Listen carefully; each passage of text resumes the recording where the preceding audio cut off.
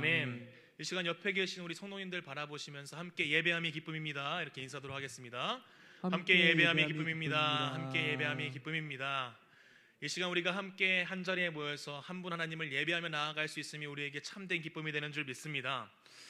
경향신문에서 연재되었던 당신은 무슨 옷을 입고 일하시나요? 라는 이 기사는 2023년에 각종 보도상을 수상했던 의미 있던 기획 시리즈였습니다. 이 연재는 이후에 한 권의 책으로 엮여서 하나의 책을 만들게 되는데요. 이미지 한번 보여주시겠어요? 당신의 작업복 이야기라는 제목으로 출간하게 되었습니다. 이 책 안에는 오물을 뒤집어 쓸 수밖에 없는 노동자들, 환경미화원, 재활용 분류 노동자, 또 소각 처리 현장에서 일하시는 분들의 이야기와 또 각기 다른 일터에 서 있는 여성 노동자들의 그 작업복들, 또한 산불 재난 특수 진화대원과 또 단체 극식자 노동자들의 작업복에 대한 이야기가 담겨져 있습니다. 그들이 입는 작업복을 독자들에게 소개하고 각기 다른 상황과 환경 속에 있는 이 노동자들이 어떠한 현실과 상황 가운데 놓여져 있는가를 보여주는 책이었던 것이죠. 각기 다른 일터의 현장 속에 놓여져 있지만 공통적으로 발견할 수 있었던 사실이 한 가지 있었습니다. 그들의 작업복은 안전과 편의를 보장하기보다 고용주의 이익과 생각에 따라 일방적으로 주어지고 입혀졌다는 것이죠. 이 책에 담겨있는 글귀가 제 마음속에 깊이 새겨졌는데요. 제가 한번 읽어드리겠습니다. 많은 사람들이 하루 중 가장 긴 시간을 일하는 데 씁니다. 그 시간 동안 내 몸에 닿아 있는 것, 내 일을 효율적으로 할 수 있도록 도움을 줄 수도, 끊임없이 불편하게 할 수도 있는 것, 일하는 나를 보호해 줄 수도 있는 것, 내 권위를 나타낼 수 있는 것, 작업복.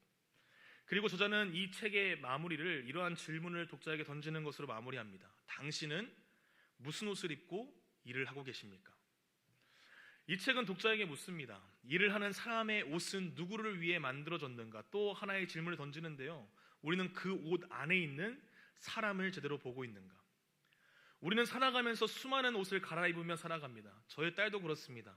어느 날은 지구를 지키는 번개맨이 되었다가 또 어느 날은 백설공주가 되기도 합니다. 그리고 오늘은 무당벌레 옷을 입고 어린이집을 가겠다고 환하게 웃으면서 오늘 집을 나섰습니다. 아이가 자라 학생이 되면 자신을 나타낼 수 있는 개성이 담긴 옷을 입고 싶어 하면서도 또한 학생으로 교복과 생활복을 입으며 살아갑니다. 대학생이 되면 자신을 표현하기 위한 옷을 입으면서도 알바의 자리에 나아가서 그 자리에 맞는 옷을 입게 되는 것이죠. 그러면서 점점 세상 속에 들어가 사회 속에서 살아가다 보면 우리는 점점 입고 싶은 옷보다 입어야 할 옷들을 입으며 살아가게 됩니다. 내가 있는 자리에 어울리는 옷, 내 환경에 맞는 옷, 사람들의 기대와 시선에 맞는 옷을 입게 되는 것이죠. 우리는 매 순간 이 옷을 입고 생활하며 우리의 삶의 자리에는 어김없이 우리의 옷이 존재합니다. 그러기에 우리의 옷은 단순한 의복이라기보다 각 개인의 삶을 담고 있는 그릇이 되기도 하는 것이죠.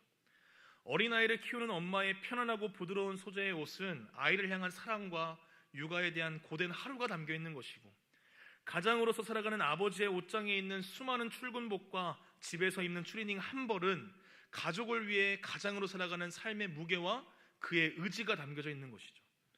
그렇게 옷은 누군가의 삶을 담는 그릇이 되기도 하지만 또 한편으로는 그 사람을 규정하고 한계를 정하는 기준이 되기도 합니다. 앞서 소개한 당신의 작업복 이야기 속에는 단지 작업복을 입은 사람들의 이야기가 아니라 그 옷을 입고 살아가는 삶의 현실이 고스란히 담겨져 있습니다.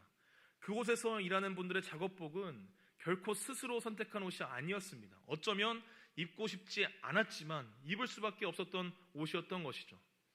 그렇게 입혀진 옷들 안에는 감당해야 했던 차별과 상처, 그리고 말하지 못할 눈물들이 스며 있었던 것이죠. 그리고 우리는 그러한 책을 바라보면서, 이야기를 바라보면서 자연스럽게 이러한 질문을 던지게 됩니다. 우리는 지금 어떠한 옷을 입고 살아가고 있는가? 우리는 지금 이 옷을 입고 있는 나를 어떻게 바라보고 있는가? 옷은 우리의 삶을 담는 그릇이 된다면 옷뿐만 아니라 나의 환경, 나를 둘러싸고 있는 환경과 나의 직업, 가정사, 상처와 실패, 이 모든 것이 내게 입혀진 삶의 옷이 되어 나의 삶의 가치를 결정짓는 기준처럼 느껴지게 되는 것이죠. 우리는 매일 거울 앞에서 현실의 옷을 입은 나의 자신을 바라보게 됩니다. 그리고 우리는 그 거울 속에 그 옷을 입은 나를 바라보면서 그게 곧 나의 한계처럼 느껴지게 될 때가 있는 것이죠. 그리고 어느새 그 기준은 하나님 앞에 선 나의 시선마저 바꿔놓습니다. 나는 여전히 하나님의 사람이고 그분의 부르심 가운데 있지만 지금 내가 입고 있는 이 옷, 이 현실의 무게를 이기지 못해 하나님의 일하심보다 내 형편을 더 크게 바라보게 되는 순간들이 있기 때문인 것이죠. 그러면서 우리는 어느 순간 이렇게 착각하게 됩니다. 내가 이 정도니까 하나님께서는 이 이상 일하시지 않겠지. 내가 지금 이런 옷을, 이런 환경을, 이런 상황 가운데 있는데 하나님이 나를 사용하실 수 있을까? 하나님의 계획보다 나의 능력과 형편을 먼저 따지게 되고 하나님의 시선보다 내 눈앞에 있는 현실에 더 영향을 받게 되는 신앙, 그렇게 우리는 하나님께서 여전히 나를 이끄실 수 있다는 믿음조차 지금 내가 입고 있는 옷으로 가로막아 버리는 순간들이 있게 되는 것이죠. 오늘 본문 속에는 우리는 바울이라는 사람에게 입혀진 수많은 옷들, 그의 환경과 상황의 무게들을 바라보게 됩니다. 사람들은 여전히 그의 과거를 떠올리며 그를 박해자 사울로 기억하고 있었고, 그가 처했던 현실은 다메섹 도상에서의 그 놀라운 영광의 순간과는 달리 계속해서 꺾이고 밀려나가는 것처럼 보여집니다. 그러나 그 모든 현실의 옷들에 넘어서서 하나님은 그의 인생을 통해 이미 놀라운 일을 행하고 계셨음을 오늘 본문의 말씀을 통해서 바라보게 되는 것이죠. 사람들은 여전히 과거의 옷을 바라보았지만 하나님은 그에게 새 옷을 입히시고 그 바울을 통해서 일을 행하고 계셨던 것이죠. 오늘 본문에 나타난 바울의 모습을 통해서 우리 역시 지금 내게 입혀진 현실의 옷을 넘어서 예수 그리스도로 옷 입은 자들의 삶을 열어주는 새로운 가능성을 바라보게 되는 이 밤 되길 진심으로 소망합니다. 바울은 다메섹 도상에서 강렬하게 예수님을 만나게 되었습니다. 그리고 아나니아를 통해서 예수님께서 주시는 참된 소명을 깨닫게 된 것이죠. 그리고 그의 인생은 완전히 180도 뒤바뀌게 됩니다. 사도행전 9장 20절의 말씀을 제가 읽어드리겠습니다. 즉시로 각 회당에서 예수가 하나님의 아들이심을 전파하니 아멘. 바울은 다메섹 도상에서 예수님의 음성과 밝은 비달에 그의 시력을 빼앗기게 됩니다. 그리고 만난 아나니아의 안수를 통해서 새로운 시력을 얻게 되고 성령 충만함으로 세례를 받은 후 새로운 삶을 시작하게 되는 것이죠. 다메섹 이전의 바울의 삶은 그가 디모데에게 고백했던 것처럼 비방자였으며 박해자였고 폭행자였으며 죄인 중에 괴수의 삶을 살아갔던 것이죠. 그러나 다메섹 도상에서 예수님을 만난 이후에 그의 인생은 180도 변화되었습니다. 바울의 선교 사역은 20년 이상 이어졌고 그는 무려 1만 6천 킬로에 달하는 여정을 다 걸으면서 가는 곳마다 예수 그리스도를 머리로 하는 교회 공동체를 세웠던 것이죠. 그의 마지막은 4년간의 투옥과 순교로 끝났지만 그의 삶과 하나님의 영감으로 쓰여진 그의 글들은 오늘날까지도 하나님의 말씀으로 우리에게 살아 역사하고 있습니다. 우리는 그의 서신을 통해서 지금도 하나님의 마음과 복음의 능력을 듣고 깨달으며 살아가게 되는 것이죠. 그렇다면 이러한 바울이 겪어야 했던 현실은 어떠한 모습이었을까요? 우리 사도행전 9장 23절의 말씀 함께 읽도록 하겠습니다. 시작. 여러 날이 지남에 유대인들이 사울 죽이기를 공모하더니 아멘. 그가 복음을 전하는 자로서 선후에 가장 처음 겪게 된 일은 살해에 대한 공포였습니다. 바울은 다메섹에서 복음을 전하자마자 유대인들에 의해서 죽음에 당할 위기에 처하게 됩니다. 그러나 제자들의 도움으로 성벽에 광주리를 내려서 피신할 수 있게 되는 것이죠. 복음을 전하는 첫 사역의 시작은 도망자의 모습이었습니다. 다메섹 도상에서 겪었던 순간들과는 전혀 어울리지 않는 어려움과 고난의 순간 속에서 첫 사역지에서 죽지 않기 위해서 도망가야 했던 것이 바울의 현실이었던 것이죠. 그 이후에 바울이 겪어야 했던 삶의 모습은 조금 달랐을까요? 여전히 그는 복음을 전하는 자리에 살아갔지만 반복되는 도망과 핍박과 투옥의 순간들이 있었으며 억울함과 고난을 겪어야 했습니다. 바울 스스로 고백했던 고난의 경험들만 보아도 그의 인생에 있었던 어려움이 얼마나 많이 있었을지 짐작하게 되는데요. 고린도후서 11장 24절부터 27절까지의 말씀을 보시면 그가 겪어야 했던 현실을 바라보게 됩니다. 40에서 하나 감한매를 5번 맞고 3번 태장을 맞고 돌로 맞고 파선하고 깊은 바다에서 지내며 강의 위협과 강도의 위협과 동족의 위협과 이방인의 위협과 시내의 위협과 광야의 위협과 바다의 위협과 거짓 형제 중에 위협을 당하고 여러 번 자지 못하고 줄이고 목마르고 굶고 춥고 헐벗었노라. 그가 겪었던 현 상황과 그가 입었던 전도자의 옷은 화려하거나 권위를 드러낼 수 있었던 옷이 아니었습니다. 오히려 수없이 찢기며 이곳저곳을 여행하며 땀과 먼지가 가득히 배어 있었을 것이고, 때로는 고난과 고초 속에서 피가 묻은 옷이었을 것입니다. 바울은 분명히 예수님의 음성을 듣고 놀라운 일들을 경험했습니다. 성령 충만함으로 가슴은 뜨거워졌고, 입안에 맺힌 복음은 다른 이들에게 내뱉지 않고서는 버틸 수 없는 지경이 되었던 것이죠. 너무나도 감격스럽고 놀라운 그 모든 순간, 바울이 겪어야 했던 세상의 시선은 오히려 그를 끊임없이 시험하고 공격하는 현실이었습니다. 그렇게 자리를 떠난 바울이 겪어야 했던 또 다른 일들은 어떠했을까요? 바울은 이후에 예루살렘에 가서 제자들을 만나기 위해서 나아가는 모습이 오늘 본문에 등장합니다. 사도행전에 기록되어 있는 본문의 흐름을 다시 한번 보게 되면, 회심 후에 복음을 전하다가 핍박에 떠밀려서 바로 예루살렘으로 간 것으로 여겨지지만 사실 이 사이에는 3년의 시간이 있었습니다.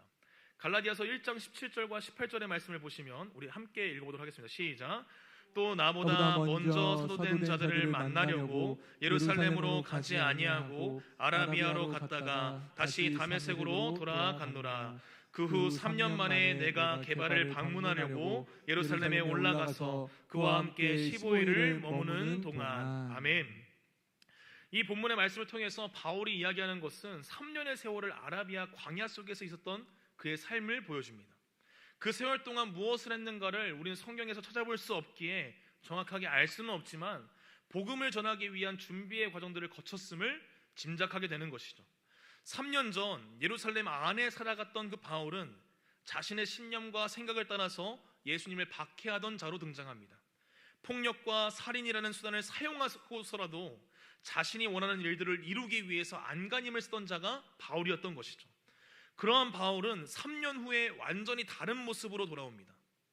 열과 성을 다하여 핍박하던 그 예수님을 전하는 자로 복음을 향해 매질을 하던 삶에서 복음 때문에 매질당하는 삶을 살아가게 된 것이죠. 그러기에 바울은 3년 전의 삶과 전혀 다른 위협 앞에 예루살렘으로 나아가게 된 것이죠. 이미 사울의 변절을 알고 있는 유대인 공동체는 바울을 환영할 이유가 하나도 없습니다. 다른 한편으로 사울이 이제 교제하고 함께하길 원하는 예수님의 제자 공동체는 3년의 세월이 흘렀지만 여전히 그들에게 바울은 박해자이며 고통을 주었던 핍박자였던 것이죠. 그러기에 바울의 방문에 대한 제자 공동체의 반응은 너무나도 당연하게 여겨지게 됩니다. 사도행전 9장 26절의 말씀 제가 읽어드리겠습니다. 사울이 예루살렘에 가서 제자들을 사귀고자 하나 다 두려워하여 그가 제자됨을 믿지 아니하니. 아멘. 제자들은 바울을 받아들일 수가 없었습니다. 그가 행했던 모든 일들을 기억하고 있었기 때문인 것이죠. 예루살렘까지 여정도 이미 쉽지 않은 상태로 바울이 왔는데 예루살렘 안에 거하는 것조차 쉽지 않은 상황에 놓여지게 된 것입니다. 그때 한 사람이 등장합니다. 우리 함께 사도행전 9장 27절의 말씀 함께 읽도록 하겠습니다. 시작. 바나바가 데리고 사도들에게 가서 그가 길에서 어떻게 주를 보았는지와 주께서 그에게 말씀하신 일과 다메섹에서 그가 어떻게 예수의 이름으로 담대히 말했는지를 전하니라. 아멘. 바나바는 세상 모두가 배척하고 꺼려하던 그 바울의 손을 잡고 사도들의 앞에 나아갑니다. 그리고 바울이 만난 예수님과 그 이후에 바울의 삶을 전하게 되는 것이죠. 이로 인해서 제자 공동체 안에 함께 거하면서 예루살렘에서 복음을 전하는 일을 감당합니다. 그러나 그를 향한 위협이 끝난 것이 아니었던 것이죠. 이번에는 헬라파 유대인들과의 변론 중에 또다시 죽음의 위협을 받게 됩니다. 물론 그 안에서도 예루살렘에 있는 형제들에 의해서 가이사랴로, 가이사랴에서 다소로 떠나게 되는 것이죠. 바울은 회심 이후에 복음의 열매를 맺기보다 다메섹에서 예루살렘으로, 예루살렘에서 가이사랴로, 가이사랴에서 다소로 점점 흘러가기만 할 뿐이었던 것입니다. 우리가 여기까지 바라본 그 바울의 삶과 그의 사역을 바라보면 예수님을 만나고 아나니아를 통해서 일하신 그 예수님을 강력하게 경험했던 순간은 이미 간 곳 없이 사라지고 고난과 핍박 중에서 이리저리 떠밀려가는 인생처럼 느껴지게 됩니다. 그가 겪고 있는 모든 상황들과 현실들은 바울을 바라보게 하는 옷이 되어서 세상 속에서 바라보는 바울의 모습을 만들게 되죠. 그리고 세상 속에서 바라보는 그 바울의 모습은 형편없이 깨어지고 쓸모없어 보이는 옷을 입은 자처럼 보였을지도 모릅니다. 강력한 회심의 체험과 뜨거운 열정과 사명을 붙잡고 나아갔지만 바울의 겉모습은 여전히 도망자였으며 위협을 받는 자였으며 그 누구에게도 받아들여지지 못하는 자의 모습으로 살아갔던 것이죠. 오늘날 제가 한 드라마를 보는데 여주인공이 할머니에게 이렇게 질문하는 장면이 있었습니다. 할머니 되면 엄마 안 보고 싶어? 이 질문에 대해서 할머니가 이렇게 대답하시더라고요. 살아봐라, 그게 되니. 살수록 사무치는 게 부모다. 결혼을 하고 자녀를 낳아 키우다 보니까 요즘 제 마음속에 떠오르는 질문이 하나 있습니다. 이럴 때 아버지는 어떻게 하셨을까? 가장으로서, 사역자로서 어려운 시절을 묵묵히 감당하셨던 그 아버지의 모습이 이제야 조금씩 이해가 되기 시작하기 때문인 것이죠. 그 무게가 얼마나 무거웠을지, 그 걸음이 얼마나 외로웠을지 이제야 조금은 알 것 같습니다. 개척교회의 목회자로서, 두 아들의 아버지로서, 한 사람의 남편으로 살아갔던 그 아버지의 삶, 처음 살아보는 길을 걸어가셨지만 그 누구보다 든든한 기둥처럼, 반석처럼 우리 가족의 중심에 계셨던 그 아버지의 발자국이 이제 부모로, 사역자로, 또 남편으로 살아가고 있는 저에게 제 삶을 붙들고 버티게 해주는 신앙의 유산으로 다가오게 된 것이죠. 오늘 바울의 삶도 마찬가지입니다. 그가 입은 옷은 여전히 도망자의 옷이었고 박해받는 자의 옷이었고 때로는 외면당하는 자의 모습입니다. 그러나 성경은 그렇게 고난과 외면 속에 있던 바울을 통해 하나님께서 놀라운 일을 행하셨다고 증언합니다. 우리 함께 사도행전 9장 31절의 말씀 한 목소리로 읽겠습니다. 시작. 그리하여 온 유대와 갈릴리와 사마리아 교회가 평안하여 든든히 서가고 주를 경외함과 성령의 위로로 진행하여 수가 더 많아지니라. 아멘. 오늘 사도행전 9장 31절은 우리에게 이렇게 이야기합니다. 그리하여 교회가 더욱 평안하고 든든히 세워져 갔다고 말하고 있는 것이죠. 하지만 이 그리하여라는 전환점은 편안하고 화려한 여정을 지나 도달한 것이 아닙니다. 사도행전 1장부터 9장까지의 여정을 보면 교회의 역사는 수많은 성도의 고난과 환난 속에서 이어집니다. 박해를 당하고 매질을 당하고 구속을 당하고 심지어 돌에 맞아 순교를 당하는 현실 속에서도 하나님의 교회는 무너지지 않았던 것이죠. 바울 역시 마찬가지입니다. 그는 복음을 전하다 목숨을 위협받고 그 어디에서도 쉽게 환영받지 못하며 고독과 위협과 오해 속에 던져진 존재로 오늘 말씀에 등장합니다. 하지만 하나님은 오늘 이 말씀을 통해서 우리에게 분명하게 말씀하고 계시는 것이죠. 그리하여 교회는 더욱 평안하였고 그리하여 교회는 더욱더 든든히 세워져 갔으며 그리하여 성도의 수가 더 많아졌다고 말을 하고 있는 것입니다. 교회가 아무리 핍박 가운데 작고 보잘것없어 보여도 그 교회를 들어 사용하시는 분은 하나님이신 줄 믿습니다. 바울의 인생이 아무리 고초와 고난 속에 있다 할지라도 그 순간순간이 외롭고 고된 여정의 연속일지라도 하나님은 그의 인생을 가장 귀한 일에 사용하셨습니다. 그리고 그 모든 여정을 통해서 하나님께서는 그리하여 이끄시는 은혜의 역사 가운데 그리하여 세우시는 하나님의 교회를 오늘도 우리에게 보여주고 계시는 것이죠. 바울이 자신의 삶을 살아가며 수많은 고난과 역경 앞에서 자신의 삶을 이렇게 고백합니다. 고린도후서 12장 9절의 말씀 제가 읽어드리겠습니다. 나에게 이르시기를 내 은혜가 내게 족하도다. 이는 내 능력이 약한 데서 온전하여짐이라 하신지라. 그러므로 도리어 크게 기뻐함으로 나의 여러 악한 것들에 대해서 자랑하리니 이는 그리스도의 능력이 내게 머물게 하려 함이라. 아멘. 이제 말씀을 정리하고자 합니다. 바울의 인생은 결코 평탄한 삶은 아니었습니다. 수많은 위협과 고초와 고난이 그의 길을 둘러싸고 살아갔던 것이죠. 20년의 사역의 여정 가운데 그가 걸었던 수천 킬로미터의 길과 또 파선과 매질과 굶주림과 고독 속에서 그는 계속해서 한 걸음 한 걸음을 내디디며 나아갔던 것이죠. 그의 삶을 바라보게 되면 찬란한 능력의 옷을 입은 사도가 아니라 때로는 피 묻은 옷으로, 때로는 도망자의 옷으로, 때로는 오해받는 자의 옷으로 입고 그 순간을 살아가는 바울을 바라보게 됩니다. 그러나 바로 그 옷을 입고 살아가던 바울을 통해, 그 인생을 통해, 그러한 인생을 담고 있는 그의 삶을 통해 하나님은 하나님의 교회를 세우십니다. 그리고 바울은 그의 삶 가운데 결국 고백하며 나아가게 되는 것이죠. 우리 함께 고린도후서 12장 10절 말씀 함께 읽도록 하겠습니다. 시작. 그러므로 내가 그리스도를 위하여 약한 것들과 능욕과 궁핍과 박해와 공고를 기뻐하노니 이는 내가 약한 그때에 강함이라. 아멘. 바울은 왜 이렇게 고백할 수 있습니까? 그의 능력이 아닌 하나님의 능력이 그 위에 머무르고 있음을 알고 있었기 때문인 것이죠. 사랑하는 성도 여러분, 혹시 지금 여러분은 어떤 옷을 입고 살아가십니까? 초라한 옷, 세상에 무가치해 보이는 옷, 실망과 상처로 얼룩진 옷, 어쩌면 버거운 현실의 무게가 짓누르는 옷. 그 옷이 성도님들의 정체성을 규정짓도록 내버려 두지 마시기를 진심으로 소망합니다. 왜냐하면 하나님은 그 옷 너머, 그 인생 너머에서 여전히 우리를 위해 일하고 계시기 때문인 것이죠. 그러므로 오늘 이 자리에서 우리가 어떠한 옷을 입고 어떠한 인생과 어떠한 환경 속에 살아가든지 그 인생으로 인해 낙심하지 말아야 할 줄 믿습니다. 하나님은 여전히 우리의 삶을 통해 일하고 계십니다.